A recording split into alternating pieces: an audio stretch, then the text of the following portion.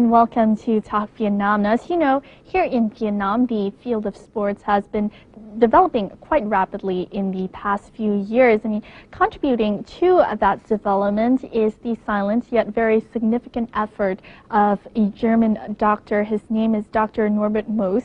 He has been contributing to the field of sports medicine and also orthopedic surgery here in Vietnam for the past 20 years. He's performed surgeries on some very important sports figures here in Vietnam, including footballer Nguyễn Hồng Sơn, Đặng Thành Phương, and also Ngọc Trâm.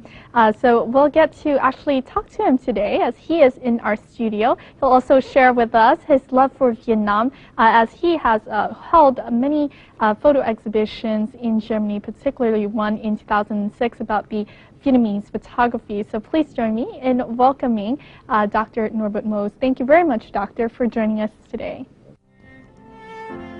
Dr. Moos belonged to what became known as the generation of 1968 in Germany, a generation of youth and students taking to the streets to support Vietnam's struggle of independence and fight against American invasion. He has been cooperating with Vietnam Sports Hospital in transferring of technology, treatment skills, and human resource training. Dr. Moos visits Vietnam and spends time at the Vietnam Sports Hospital 3 to 4 times a year, 7 to 10 times a day, conducting operations, training sessions, and devoting himself to better improving Vietnam's field of sports medicine. Dr. Moos has been awarded the medal title for the cause of Vietnam sports. Dr. Moos also has created the Dr. Moos Sif Thang Scholarship Fund, with which he has taken 7 Vietnamese doctors to Germany for training. Thank you very much, Dr. Moos, for joining us here today. I understand that in the past 2 months, this is your second trip to Vietnam. So can you tell us a little bit about why you've come this time? No, this time is very clear. It can be because of preparing, the need of preparing for the ASIAD 16 in Guangzhou. And I'm just a little stone in the big building of preparation for this big event. It's an event for all Asia, but I think especially for Vietnam it is very important. It's exciting too because you're going along with the team. You're going to be watching them play, directly compete, and seeing them win and get the medals. So as one of the main doctors going with the ASIAD 16 team this time, what specific role are you holding? Now, I think my role is first of all to be in the background. If there's any injury, I can treat, diagnose it. And the second is I brought 2 physiotherapists from Germany, and we're working together to preparing the people special karate and the disciplines of 100, 200 meter, and I hope we are successful with this. Now, you've been in Vietnam and connected to the field of sports medicine since 1992, almost 20 years now. So how do you judge the development of sports medicine so far here in Vietnam? Now, medicine always is dependent on doctors. And it is very good that we have some doctors now in the country which are really skillful, which are doing a good work. Sports medicine altogether needs still to have a lot of effort to bring it forward, because as I always say, sport medicine is not only to treat injuries, it's preparing the sport people to bring the young people to the sport. So I think we are just not at the beginning, but there should be much work done in the future on this field. Let's get back to the very beginning, how you first came to Vietnam. You've grown to be one of the international doctors who is very well known as someone who treats the famous athletes here in Vietnam. So how did you come to Vietnam? The very first story. No, the very first story is that I was a student when a young doctor, when I came in '81 to Vietnam as a tourist. But my touch to Vietnam was very short. I came from Cambodia, where I had worked in a refugee camp, and so I saw this country I will love. This is a country I really think it is beautiful. And my tensions and my roots to Vietnam are much older, because when we were students during the Vietnam War, we found out that Vietnam is our symbol for freedom, for development of the so-called Third World. And as students, we did everything what we could to protect this country. So, in the end, we were successful. But the most success was done by the Vietnam itself, not only by the movement in Europe and in the United States. And to see this, that this country has such a power, this was for me admiring this country. And so when I came here, I always decided to come back. And there was a big chance when Professor Lap opened the door and we started to work in Ho Chi Minh City in a small place, and we did make operation surgery in military hospitals which had not a very good equipment, which was very difficult. And so one day we decided, okay, if we want to bring the thing forward, you have to found our own hospital. And with the help of the politics of Professor Lap, the idea was born to build up a hospital in Hanoi for sports medicine. And now this hospital has to be established. So from just simply your love, your admiration for this country, it grew to something larger. And finally, in 1992, you came, you met Dr. Vu Công Lập, and the idea of establishing a sports hospital came to be. Yeah, it was an idea of Professor Lap. And we started not in the field of sports medicine. I'm an expert for spine operations, for hip and knee surgery in Europe. So we started with this, and the need for sport medicine was very obvious. So we went more and more in the field of sports medicine. And I think we have very skillful operation techniques in Germany to treat knee surgeries, to treat the sport injuries. And so I think I was the right man in the right place, in the right time.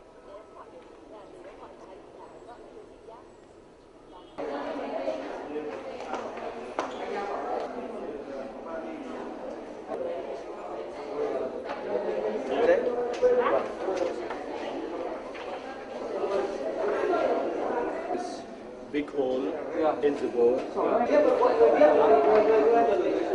Out here.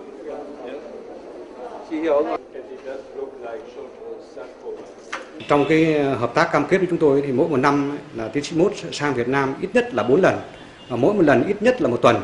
Và cái cường độ làm việc của ông thì các bác sĩ Việt Nam đều phải kính phục, bởi vì là mỗi một ngày có thể khám bệnh từ 50 cho đến 100 bệnh nhân, và những ngày cao điểm nhất là ông có thể mổ đến 8 ca.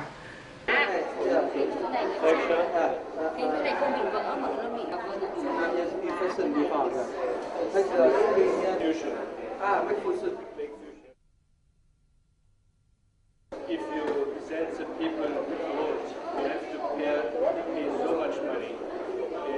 That you are not that really rich. In my opinion, you have to pay. Thứ hai, cái xương này rất là lớn, vì nó tổn thương rất nhiều. Đến đây cách mổ không? Everybody can do everything. So you have to have clear ways, clear pathways. Who is allowed to do operations and not?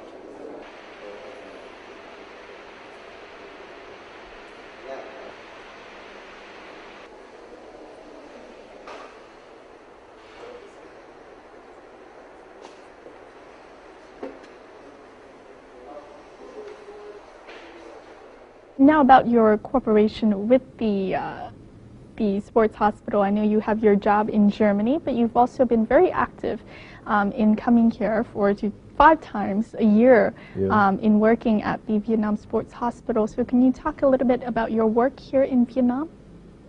Mostly when I arrive the next day, the next morning, we check patients, we make diagnosis, we decide who is needs the operation, who needs not operations.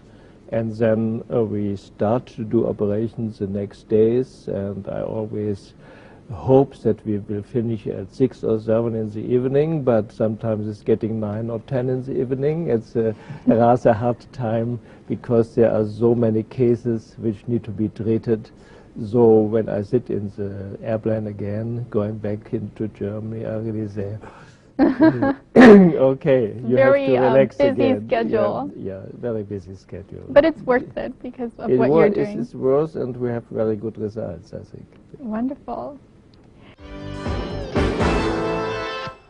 So Dr. Mose, as you have seen in the previous report, has not only been very instrumental in bringing technology to the sports hospital here in Vietnam, he's also been very important in bringing Vietnamese doctors to Germany for training. Now, some of these doctors are actually here with us, 2 of them. First is Dr. Nguyễn Văn Phú. He's the head of the physiotherapy department in the sports hospital here in Vietnam. The second is Dr. Lê Thanh Tùng. He's the head of the orthopedic and plastic surgery department in the sports hospital. Thank you very much for joining us here. Can you share with us a little bit what you have learned from Dr. Mose? Let's start with Dr. Phú. Ngay từ khi mà Trung tâm Y học Thể thao được thành lập, cách đây tương đối lâu rồi, năm 1998, thì tiến sĩ Norbert Mose là người đỡ đầu cho cái việc thành lập trung tâm này. Và cái ý tưởng để thành lập trung tâm này thì cần phải nói là xuất phát từ các giáo sư, các tiến sĩ đầu ngành về khoa học thể thao như giáo sư tiến sĩ Vũ Công Lập, giáo sư Lê Quý Phượng, và bên cạnh đó về cái mặt chuyên môn đấy là tiến sĩ Norbert Mose là người đỡ đầu hoàn toàn. Và trong cái thời gian chập chững những cái bước đi ban đầu ấy thì tiến sĩ Mose đã truyền đạt rất là nhiều những cái kinh nghiệm, những cái kiến thức cơ bản và những cái kỹ năng thực hành, phải nói là hết sức quý báu để cái trung tâm này khởi tạo được những cái thương hiệu và tạo ra những cái nền tảng ban đầu cho cái việc chữa trị chấn thương, chăm sóc vận động viên một cách chuyên nghiệp. And with you, Dr. Tung, what did you learn from Dr. Mose? I mean, especially through your training with him in Germany. Đầu tiên thì như mọi người biết là bản thân tôi thì cũng về ngành thể thao Việt Nam thì là cũng sau bác sĩ Phú một thời gian. Thì khi về thì bản thân tôi là bác sĩ phẫu thuật chấn thương nói chung. Thì sau khi được thầy giáo của tôi đã trực tiếp là đưa tôi sang Đức học thì bản thân thầy của tôi đã là người đầu tiên, nghĩa là cầm tay chỉ việc, làm những cái việc từ nhỏ nhất đến lớn nhất. Thì hiện nay thì bản thân vì sao? Bản thân thì mọi người đều biết là chúng ta thì cái nền y học chúng ta thì không thể phát triển như thế giới được. Mà nhờ có thầy giáo của tôi cũng như là ông Mốt đã cho tôi tiếp cận những cái thông tin và những cái kỹ thuật mà người ta được áp dụng trong thế giới, mà thông qua đó để giúp cho chúng tôi có một cái khái niệm và có những cái đã được gọi là có những cái kỹ thuật mới để về ứng dụng cho công việc điều trị hiện nay. So Dr. Mose could be considered as someone very instrumental in bringing you and the group of Vietnamese doctors closer to the technology in the world, and thereby coming back to Vietnam and strengthening the sports industry here in Vietnam. How about for you, Dr. Phú? Did you have the same experience? What were some of the most memorable activities that you did in Germany? Tôi thuộc về cái chuyên ngành phục hồi cho vận động viên sau những cái chấn thương, và nói chung là điều trị cho những cái chấn thương mà nó không cần can thiệp vào biện pháp phẫu thuật. Phải nói là lúc mà khi chúng tôi làm những cái việc này ban đầu nó rất hết sức khó khăn. Chúng tôi chỉ tiếp nhận được một số những cái kỹ thuật gọi là mới, nhưng trên cơ sở hoàn toàn lý thuyết thôi. Vì lý thuyết thì chúng ta có thể thu thập được tương đối nhiều. Và lần đầu tiên tôi gặp tiến sĩ Norbert Mose, khi mà tiến sĩ thấy tôi đọc 1-2 cái quyển sách thì ông ấy cũng tỏ ý cũng ngạc nhiên và có trao đổi, và tôi chỉ bày tỏ là cái nguyện vọng của tôi là làm sao có được dịp mình đọc thì thế thôi, nhưng mà mình phải nhìn thấy. Thực ra cứ ngồi Việt Nam tôi chẳng nhìn thấy chỗ nào họ làm như thế cả.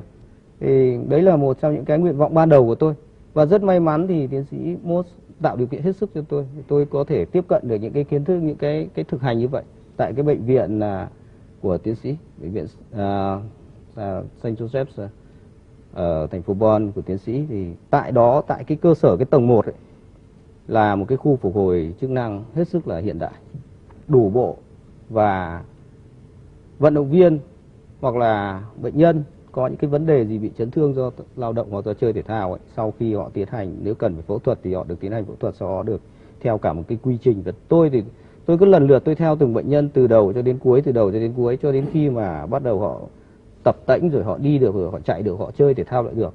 Thì đấy là một cái khoảng thời gian mà nó rất nhiều là cảm xúc, vì mình được chứng kiến từ đầu đến cuối, và nó tạo cho mình một cái hiểu biết về mặt chuyên môn, nó tạo cho mình một cái sự tin tưởng.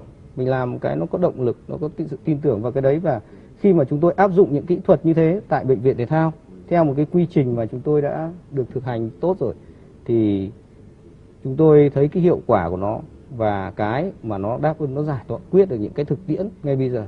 You've been instrumental in not only bringing the technology here to the sports hospital, but also very important, very essential in developing the human resources of the hospital as well. Well, thank you very much, Dr. Fu and Dr. Tung, for joining us today, and we hope that you will continue contributing to the development of the sports hospital in particular and the sports industry here in Vietnam in general. Thank you very much.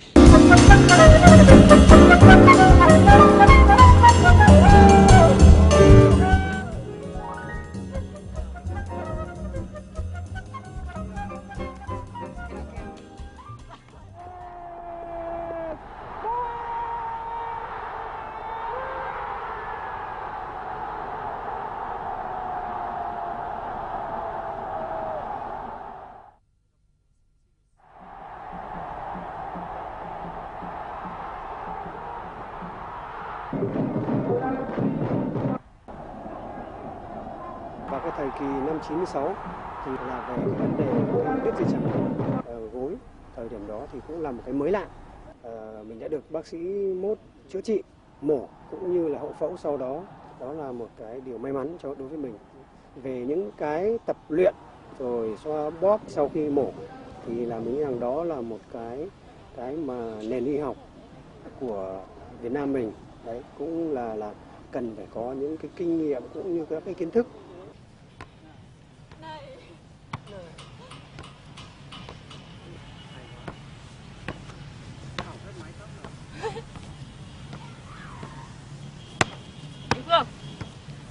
Hỏi Bích Trâm.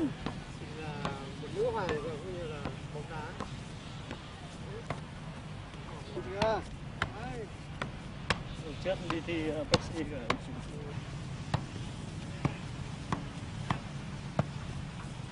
Tôi đã bị đứt dây chằng chéo trước, và lần này là lần đầu tiên thì bác sĩ mốt khuyên tôi là lên mổ tái tạo lại dây chằng mới. Từ đó đến giờ đã được 10 tháng rồi. Hiện tại thì tôi đã có thể quay lại tập luyện, thi đấu cùng các đồng đội trong đội tuyển Hà Nội. The three footballers' past successful treatments are integral to Dr. Mo's attachment to Vietnam. The German orthopedist warns of an overly aggressive approach to athletic training, leading athletes to overstrain before complete recovery. ACL is a ligament which has to be trained step by step to make the ligament stronger and to decrease the number of accidents by this. The coaches, they want to have good results in a very short time, and they cannot wait. And this is a bad situation. The gift Dr. Moss has reserved for these footballers is not only his expertise, but also his enthusiasm and sheer humanity. We've mentioned that you've done surgery on some very famous footballers here in Vietnam. One of them is Miễn Sơn. Then the surgery was in 1996, and it attracted a lot of attention from the Vietnamese public then, because he was basically the hero of the Vietnamese national football team returning from the Tiger Cup, which they had won, and he returned on crutches. So, what was? Can you talk a little bit about his case and his surgery? Now, for such important sportsmen, it's always a real disaster if you get injury, because they are on the top of their career and suddenly something happens and they are falling down. And when I met him, he was really sad and in a bad psychological condition. And I did feel this man needs help. And so we did make the operation to him. And it was the ACL which was ruptured, and it happened quite well. He was very good in rehabilitation. He did make good progress, and it is very bad luck that he had another accident after this. But I loved his character. I loved how he treated other patients in the hospital. He cared for them. He's a beautiful man, in my opinion. Yeah. Not only a sportsman, he's a good character. Right, he's a good man. In terms of the challenges that you had to face in order to carry out that surgery, what were some of the major challenges? His knee was completely destructed because all the cartilage was destroyed, and it was very hard to build it up. It was a very difficult operation, but finally it was successful. And I'm very happy that he still today can walk. He's a trainer now. I think in the end it's a good result for him. And I think his case just comes to show that sports medicine can actually not only bring a footballer back to the field well and fit in health, but it can also bring him to the peak of success. He can also go on to achieve a lot, as Hong Sun did. So what do you think of the role of sports medicine in basically an athlete's life, an athlete's success? You know, if you look to the sportsmen in Germany or in Europe, and I think in Vietnam it's not very different, all these people have severe injuries during their career. And if you wouldn't treat them, their career would be finished very early. We have in German football players which got 5 or 6 times surgery for ACL or meniscus repair, something like this. And if you couldn't do it in a country, they would have no chance. So you need it. You need to protect the sport people. Now, Dr. Mose not only wants to perform an operation and extend his treatment to the Vietnamese athletes here in Vietnam, but also he wants to extend that treatment to ordinary people as well, as he considers it very important for his treatment to be accessible to all. And that is why he, along with Dr. Vũ Công Lập, wanted to carry out their idea of creating Vietnam's first sports hospital.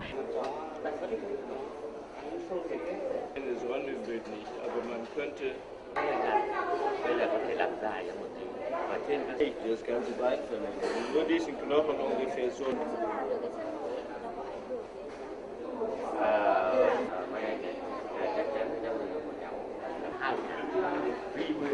Đặt email nhé. Kein Problem. Wenn dann dieser Knochen länger ist und er braucht die Prothese, das kann sein, dass wir in Vietnam vielleicht nicht die Prothese. Es ist auch gut, es hier zu machen, weil dieser Prozess der Verlängerung dauert, aber nur für die Prothese. Sau này khi mà mổ xong rồi thì ông có thể Methode oder Variante dafür, dann haben wir noch nicht festgelegt. Das Problem ist, wenn man zu früh die Hormone gibt, dann wächst er nicht mehr.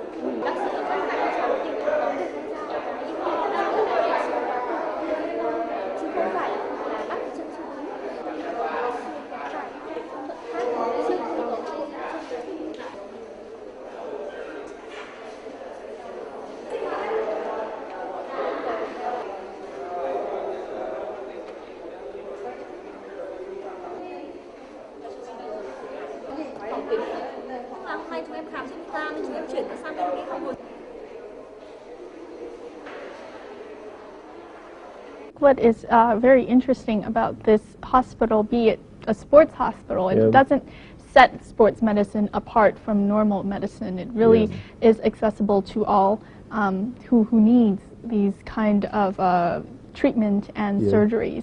What has to be more brought forward to this hospital is to have a wider horizon of difficult therapy opportunities. So we need more trained doctors, and I think we should be not only a hospital for the sport people, we should be a hospital for other people as well. There's not a clear gap between sport people and other people. Other people today like to play tennis, like to to do sport for their own. If they are not professionals, they have the same sport injuries very often. And we have to treat all this. And to make an understanding for sport medicine, you have to see sport medicine starts 9 months before birth. Mother has to be a good mother, not drinking alcohol, not smoking, good nutrition, even nutrition in the first years. It's a very big program in Vietnam, I know, by former Minister Thai, that they give effort to the question of nutrition, especially on the land, rural area. We need better understanding of nutrition. That is part of sport medicine as well. So when treating injuries and also when it comes to the treatment of certain conditions in health, Vietnamese people look to also traditional medicine in healing certain injuries that they may have, physical injuries. So what do you think about that? Oh, you have to make a difference between soft tissue injuries and bone injuries, joint injuries. Especially in soft injuries, soft tissue injuries like muscles and tendons, Vietnamese traditional medicine is very helpful, and it's very cheap, and it can be done all over the country. And my experience is that those doctors are doing it very well. The difference is as soon as you have an injury inside a joint, or if you have a broken bone, nowadays you need a more sophisticated medicine. Right. But I think Vietnam still should protect its traditional medicine because it's a part of the society, of the culture, of the history of this country. And don't forget, it's a much cheaper medicine. In all his visits in Vietnam, Dr. Norbert Moss has always received the wholehearted support of Dr. Vũ Tiến Lập, a close friend of his for over 18 years. When he first met Lập, Dr. Moss was impressed by Lap's background knowledge about the German culture and the good command of German language. The pair share the ideas to set up Vietnam's first sports hospital. Dr. Lap is always very eager to support the German doctor in working with Vietnamese partners in the sport medicine. Lap is always happy to show Moss everything about the culture of Vietnam. Dr. Moss says Dr. Vũ Tiến Lập is the one who opened his heart to Vietnam. Now, if you may have remembered earlier, Dr. Tung and Dr. Phu both mentioned a very important man. His name is Dr. Vũ Công Lập.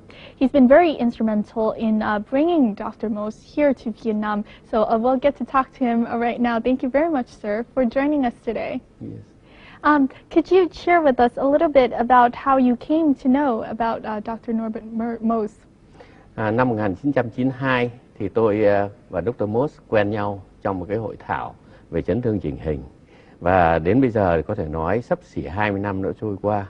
Nhưng 20 năm ấy nó được in đậm dấu ấn bởi những cái thành tựu của Dr. Moss làm cho thể thao Việt Nam và cho ngành y học thể thao Việt Nam. Chị nhìn ở đây có hai cái ảnh. Ảnh thứ nhất là danh thủ Nguyễn Hồng Sơn, cầu thủ nổi tiếng nhất một thời của bóng đá Việt Nam. Thì Nguyễn Hồng Sơn được Dr. Moss mổ năm 1996 tại bệnh viện của ông ở Bonn, Cộng hòa Liên bang Đức. Bên cạnh chúng ta thấy ngay hình ảnh Ngọc Trâm, cũng là một quả bóng vàng của Việt Nam. Thì hơn 10 năm sau là Ngọc Trâm được mổ, cũng dây giằng chéo trước, cũng bởi Dr. Moss, nhưng tại Bệnh viện Thể thao Việt Nam. Và nếu năm 1996 chúng ta chưa có ai quen với kỹ thuật này, thì 10 năm sau phụ cho Dr. Moss ở ca mổ cho Ngọc Trâm thì là bác sĩ Tùng mà chúng ta vừa có dịp tiếp xúc. Thì với Dr. Moss thì tôi thấy thời gian trôi qua là cái thời gian trưởng thành của nền y học thể thao Việt Nam và là cái thời gian phục vụ ngày càng đắc lực hơn cho sự phát triển của thể thao đỉnh cao và thể thao quần chúng của Việt Nam. Can you share with us how did you come to bring Dr. Moss to Vietnam? Có lẽ là Dr. Moss khi chúng tôi quen nhau thì Dr. Moss đều nói một cái điều là cái tình cảm của Dr. Moss đối với Việt Nam hết sức là đặc biệt. Ở Đức thì có một danh từ tức là thế hệ năm 1968. Tôi xin phép được nói kỹ hơn cái này vì có thể nhiều bạn trẻ hiện nay không hiểu. Là Mậu Thân năm 1968 thì ta có một tổng tiến công. Và cuộc tổng tiến công của chúng ta đã làm thay đổi cái tình huống chiến lược trong cuộc chiến tranh giải phóng miền Nam. Và sau cuộc tổng tấn công ấy thì cái vấn đề Việt Nam trở thành vấn đề được quốc tế hóa. Và chính cái sức mạnh quốc tế hóa ấy đóng vai trò không nhỏ, thậm chí là rất quan trọng trong cái việc chiến thắng cuối cùng của chúng ta. Và ở Đức sau đó thì xuất hiện một thế hệ gọi là thế hệ 68, là những người sinh viên Đức lúc ấy, thanh niên Đức lúc ấy xuống đường biểu tình ủng hộ cuộc chiến tranh giải phóng của chúng ta, chống lại sự can thiệp của xâm lược bên ngoài. Và những cái người của thế hệ 68 ấy thì luôn luôn có một tình cảm đặc biệt đối với Việt Nam. Năm 1968, ông Mốt là một thanh niên 20 tuổi đang học ngành y, và từ cái lúc ông xuống đường ủng hộ chúng ta đến đấy cho năm 92 khi ông sang Việt Nam thì ông luôn luôn có một cái tình cảm là muốn làm gì đó cho Việt Nam, muốn có một cái gì đó gắn bó với Việt Nam. Và có lẽ chỗ ông và chúng ta gặp nhau chính là cái chỗ tình cảm này.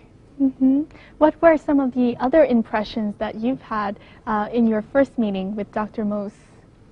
Dr. Mose thì có thể nói tức là cái sự gắn bó đối với Việt Nam của ông ấy là vô cùng là sâu sắc. Tôi thấy ví dụ như có một cái chuyện là tôi đã dẫn ông ấy vào Huế. Và ở Huế thì chúng ta biết là một cái điểm lớn trong cái cuộc chiến năm 1968. Và trong cái khi ông đến Huế thì ông hỏi rất chi tiết tòa nào, nhà nào bị đổ, cuộc chiến 3 tháng là ở đâu, khiến tôi là một người cũng tương đối là rành rẽ những chuyện này, tôi cũng phải ngạc nhiên. Hay là một lần thì tôi đưa ông ấy vào làm việc ở thành phố Hồ Chí Minh, thì tất nhiên đối với ông thì phải ở một khách sạn tiện nghi tương đối lớn. Và sau đó thì con ông ấy vào, thì ông đột nhiên ông bảo tôi bây giờ phải chuyển khách sạn sang một khách sạn hết sức bình dân, giá chỉ khoảng có vài trăm ngàn. Tôi hỏi tại sao lại thế? Ông bảo tao ở đây thì không sao, nhưng con tao thì nó ở đây nó không có lợi cho cái sự phát triển. Thế thì lại chuyển sang một khách sạn mà bây giờ bất cứ một người Việt Nam nào cũng ở. Và sau đó thì ông đề nghị với tôi, tức là để tổ chức chương trình làm việc cho ông thì ông bảo phải có một ngày để riêng cho ông, đừng bố trí cái gì cả, để ông đi với con ông. Thì về sau cái ngày ấy tôi hỏi ông ấy thì ngày hôm nay ông làm cái gì? Thì ông có nói là ngày hôm nay ông thuê một cái thuyền và ông đưa con ông đi trên những cái kênh rạch. Nói thật ra nó còn hôi hám ở thành phố Hồ Chí Minh. Tức là cái gắn bó với Việt Nam của ông nó không phải là cái tình cảm nó nhẹ nhàng đâu, mà là cái gì đó rất là sâu sắc, rất là máu thịt.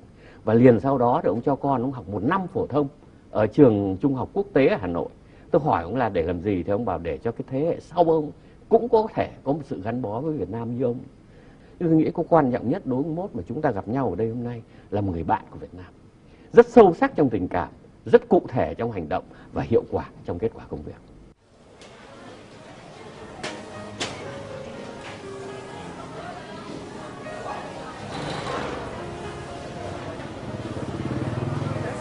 This will be the 5th or 6th time that I was in Vietnam. I always accompanied my husband. Sometimes we had a holiday with our whole family, with our 3 children. I like to walk through the streets because this life is very busy, more busy than in Germany, that I know. And it's interesting for me to look these a lot of people and many shops and different things.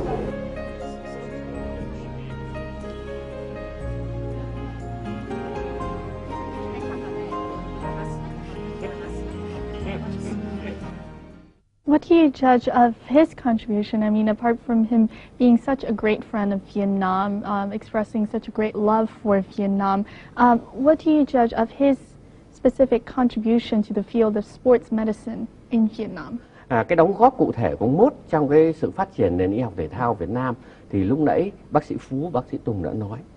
Thì tôi chỉ muốn nói, tức là ngay từ đầu khi đến Việt Nam thì ông Mốt ông muốn đặt ra một cái mục tiêu. Mà tôi còn nhớ hôm tôi dịch trong buổi làm việc giữa ông Mốt và ông Nguyễn Danh Thái, ngày ấy còn là Bộ trưởng, chủ nhiệm Ủy ban Thể dục Thể thao Việt Nam. Thì ông muốn nói rằng cái mục tiêu của ông đến cuối cùng, tức là cái gì ông ấy làm được ở Bon thì rồi cũng làm được ở Việt Nam. Và lúc đầu thì ông mới làm ở Việt Nam, nhưng sau đó là các bác sĩ thể thao Việt Nam tự làm ở Việt Nam. Và bây giờ thì tôi thấy lúc nãy chị cũng biết là bác sĩ Tùng bây giờ mổ được rất nhiều ca. Và cái phục hồi do bác sĩ Phú thực hiện nó cũng rất là tốt.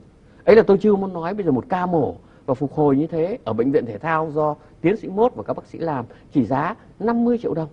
Thì rất rẻ so với những giá mà chúng ta đưa vận động viên đưa người đi mổ. Tôi nghe nói ở Singapore phải 300 triệu. Thì đấy là một cái khoản đóng góp nó rất là cụ thể. Nhưng mà ông Mốt, nếu mà chị nói chuyện với nhiều người ở Việt Nam thì chị sẽ thấy các bác sĩ Việt Nam thì coi ông là người thầy, như bác sĩ Phú, bác sĩ Tùng. Và tôi đã chứng kiến nhiều bệnh nhân thì coi ông như là một người ân nhân. Ngoài những cái mổ thể thao Việt Nam, cũng còn mổ tại thành phố Hồ Chí Minh chỗ chúng tôi là cỡ hơn 100 ca là thay cái khớp háng, làm một cái khớp háng nhân tạo. Và trong đó có nhiều bệnh nhân là thương binh trong thời chống Mỹ. Và tôi đã chứng kiến có anh thương binh ở dưới mỏ cày Bến Tre lên, bắt tay ông ấy khóc và nói rằng nếu không có ông thì tôi có khả năng là không đi lại được. Thì những cái tình nghĩa như thế, cái đóng góp như thế thì vừa là cái cụ thể trong thành tích thể thao, nhưng cái đóng góp về cái tình cảm, củng cố cái tình hữu nghị và cái lòng biết ơn thì tôi nghĩ nó cũng sâu sắc không kém. Well, thank you very much for being a bridge of bringing such a wonderful doctor to Vietnam, contributing to the field of sports medicine, and also just to the love of Vietnam in general, a friend to Vietnam. Thank you very much, sir.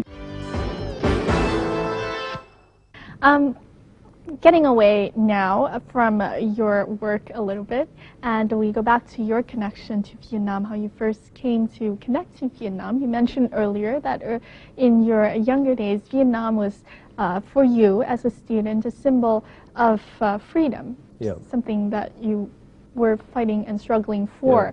What specifically did the word Vietnam mean to you when you were young? Now, first of all, I did know Vietnam was a colony by the French. And then I was very astonished when our very early Chancellor Adenauer said the French are protecting the freedom in Vietnam, the freedom of Europe. I couldn't understand this at all. And I asked myself, what did he mean? And I recognized that it was a completely misunderstanding of this whole country, of this culture.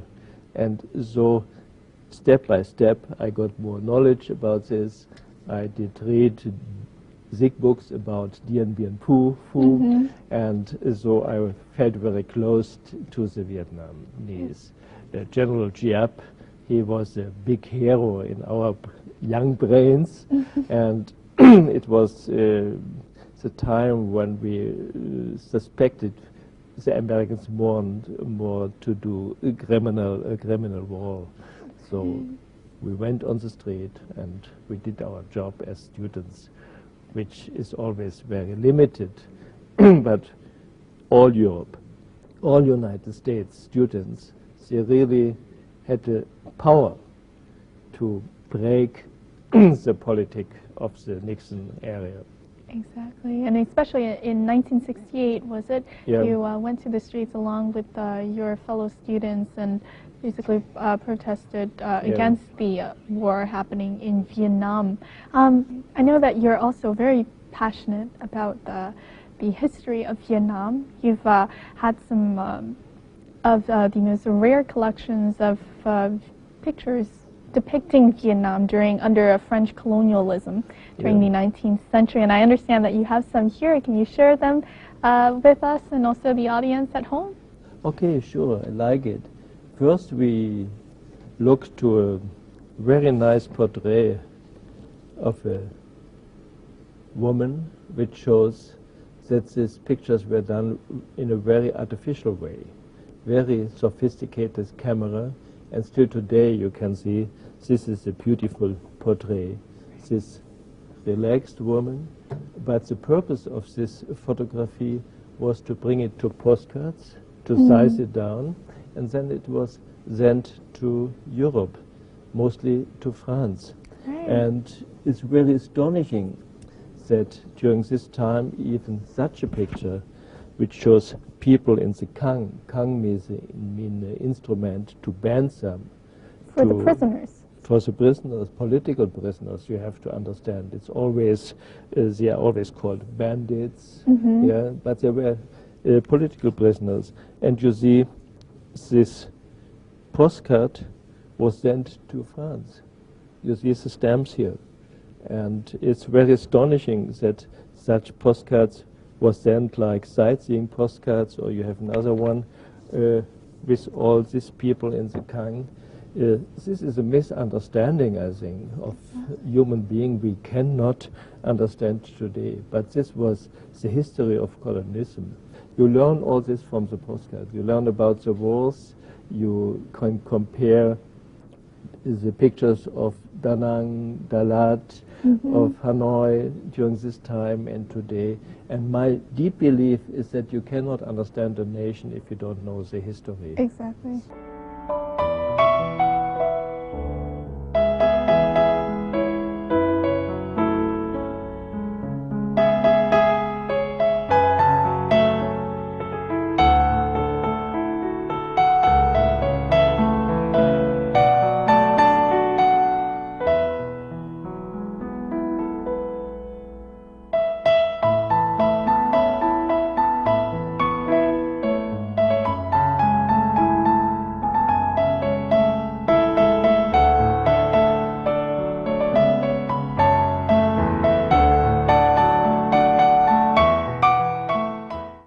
Now, talking a little bit about what do you look to doing in the future?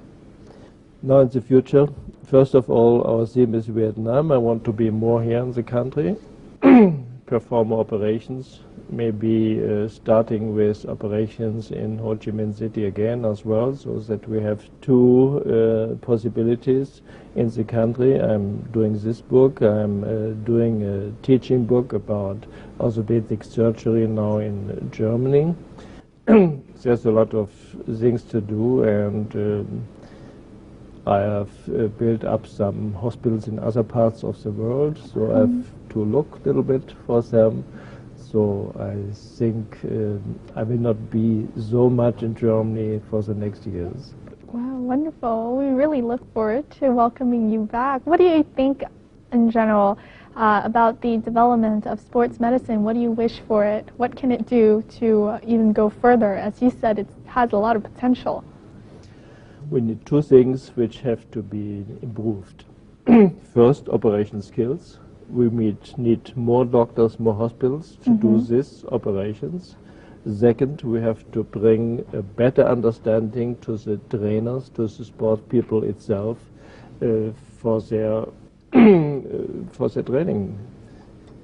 Training is only good if you know about the medical background of your training, and this is a little bit low still now, and we have to improve this. Right, exactly, and you'll definitely be back to help us along the way. Thank you very much, sir. And that is it for this edition of Talk Vietnam. We had a wonderful talk with Dr. Norbert Moos. He's a wonderful German doctor who has been a great friend to Vietnam. Thank you. We'll talk more next time. Bye.